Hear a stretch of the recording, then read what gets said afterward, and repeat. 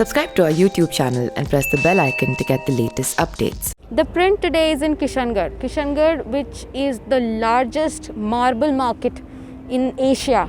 And this is, as you can see behind me, is the condition of the marble market right now. It's shut. There's nobody to be seen here.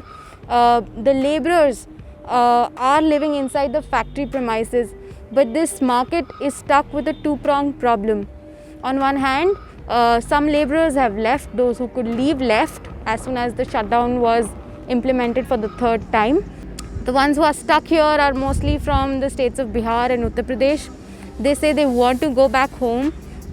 They don't have enough food to survive on, and there's no money that they can send to their families back home. And on the other hand, despite government giving orders to resume business on the 4th of this month, the factory owners are unable to resume business, and they say that is because they have excess stock. There are no buyers for these marble slates that are lying, that you can see behind me. And on the other hand, they also say that the laborers are not in enough numbers. Let's talk to the association, the laborers, and find out what is the situation in the largest marble market of Asia. The marble market of Kishangarh in Rajasthan is spread over a stretch of 40 kilometers.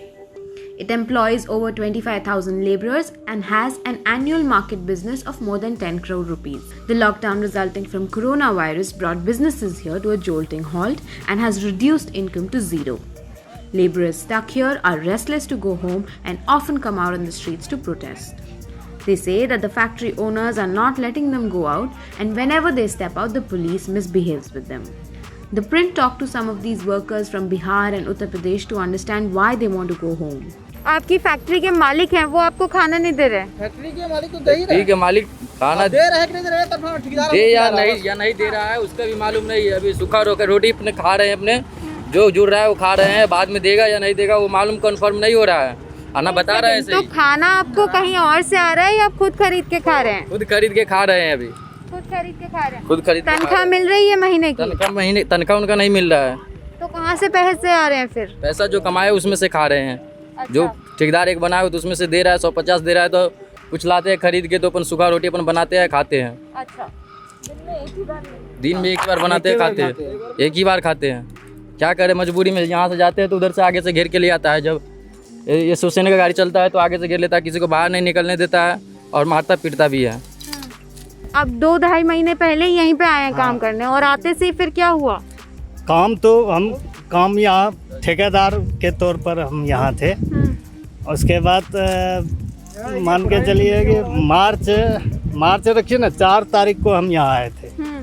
उसके बाद 22 तारीख को मैंने company बंद हो गई, सारी company. तब से अभी तक हम लोग बैठे हुए हैं और हम लोग को खाना वगैरह मिल रहा है, लेकिन सिर्फ खाने से कुछ होने वाला है नहीं, क्योंकि हम लोग घर जाना चाहते हैं। और हम लोग को चाहे जैसे भी हो, सरकार की तरफ से हम लोग को मतलब व्यवस्था किया जाए जाने के लिए। हम लोग पास भी बना चुके हैं, ऑनलाइन कर लिए हैं, उसका पास है।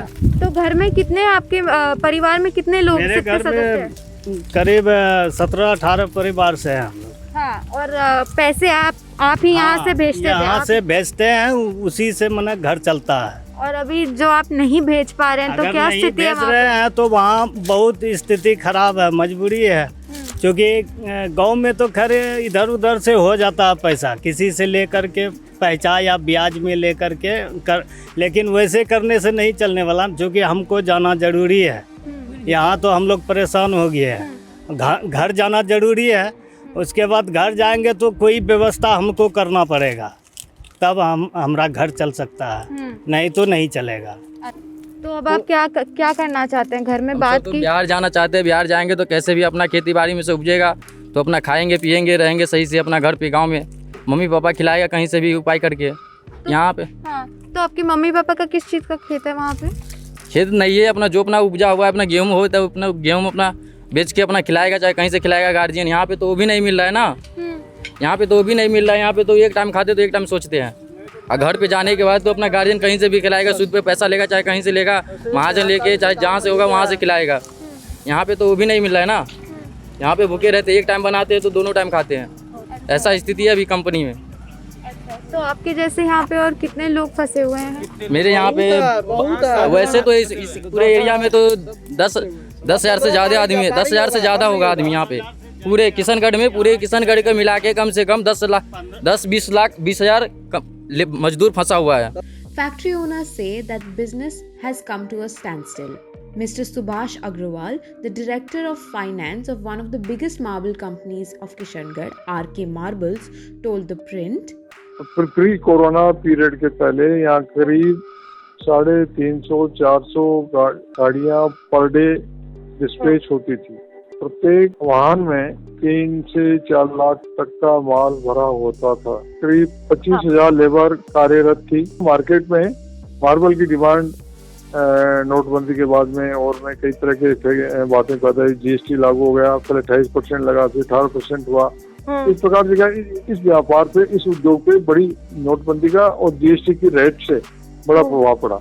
अच्छा। तो इम्पैक्ट आया तो एकदम से ये थोड़ा माइनस में आ गया। With the ongoing economic slowdown, Lockdown 3.0 has only added to the woes of the marble manufacturers in Kishangarh. And with laborers restless to go back home, the factory owners are yet to start business and don't know how to revive their economy. What was previously a hustling, bustling market now lies deserted. How will the marble industry of Kishangarh revive itself?